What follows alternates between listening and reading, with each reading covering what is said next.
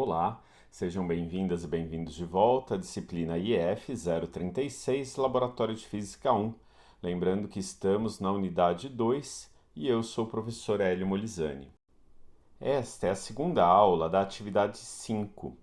A atividade experimental 5 que vocês irão realizar é para a determinação da constante elástica de uma mola.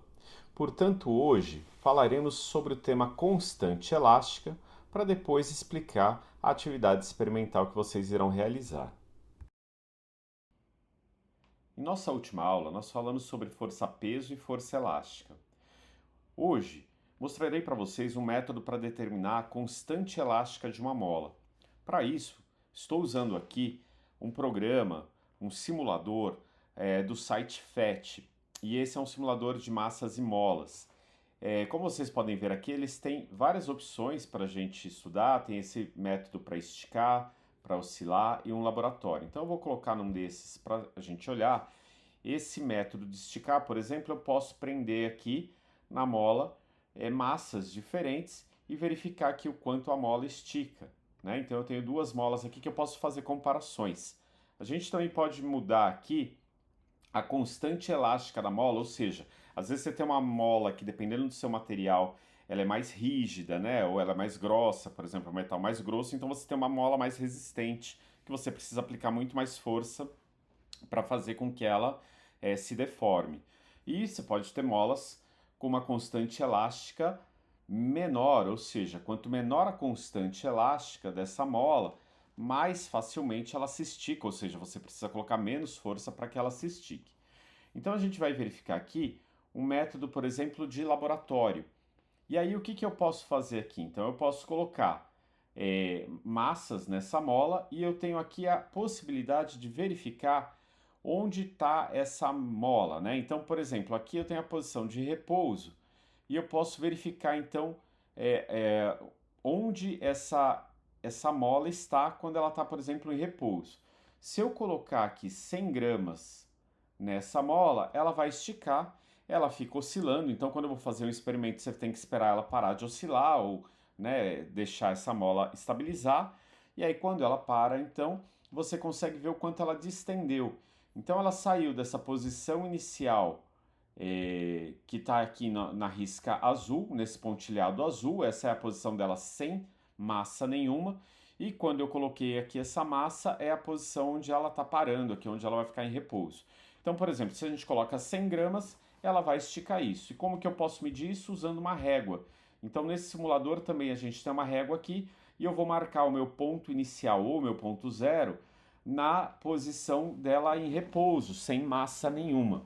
E aí depois eu venho aqui e vou verificar quanto que ela estendeu. Então, eu coloquei 100 gramas aqui, deu aproximadamente aí 16 centímetros, né? Então, essa régua aqui está graduada em centímetros, ela deu aqui aproximadamente 16 centímetros. E se eu colocar mais massa, por exemplo, eu posso vou colocar 300 gramas de massa aqui. Então, o que vai acontecer? Ela agora vai esticar mais. Então, de acordo com a massa que você vai colocando, o que acontece? Surge uma força-peso que puxa, né, o objeto, a massa, para o centro da Terra, puxa ele para baixo, e em contrapartida surge uma força elástica da mola que é uma força contrária, né?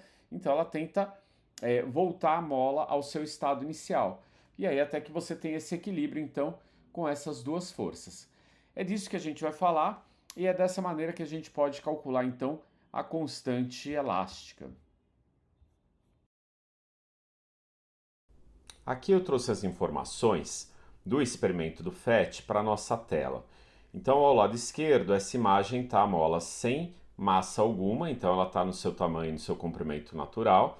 E aqui, depois que eu coloco uma massa, por exemplo, aqui de 200 gramas, e ela então se distende. O quanto que ela se distende? Exatamente essa distância da posição inicial até a posição final é a nossa distância x. E aí, por que ela então se distendeu? Que forças que estão atuando sobre o objeto? A primeira é a força-peso, que puxa a massa para o centro da Terra, como falamos anteriormente. Só que esse objeto não está caindo, ele está parado. Então é porque tem que ter uma outra força também puxando esse objeto para cima, que é a força elástica. Então, se esse objeto está parado, essa força-peso, que a gente pode falar que é massa vezes gravidade, ela tem que ser igual à força elástica, que é aquele valor menos kx, comentamos isso na aula anterior, né? O que interessa para a gente é o módulo, né? Então, essa força-peso em módulo tem o mesmo valor numérico da força elástica, porque o objeto está estático, ele está parado.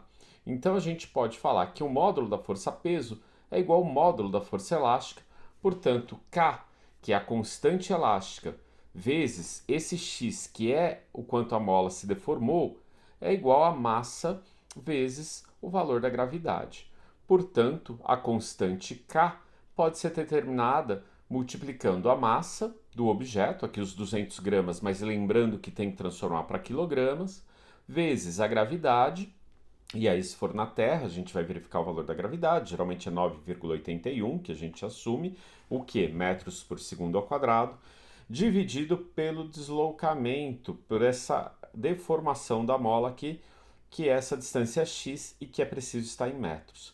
Então, a gente vai usar essa técnica para fazer a nossa atividade experimental, que vamos comentar na próxima aula. Mas esse é um método para determinar a constante elástica de uma mola. Quanto maior o valor da constante elástica, significa que mais rígida é essa mola, mais difícil é para estendê-la ou para comprimi-la, ou seja, eu preciso aplicar mais força para comprimi-la ou para estendê-la. Então, quanto maior a constante elástica, maior a força que eu preciso aplicar para comprimir ou para distender essa mola. E quanto menor a constante elástica, então menos força a gente precisa imprimir na mola para distendê-la ou para comprimi-la. Assim, chegamos ao fim de mais uma aula e hoje vimos um método para determinar a constante elástica de uma mola ou de um elástico. Essa é a estratégia que será utilizada para realizar a quinta atividade experimental. Bons estudos e até a próxima aula.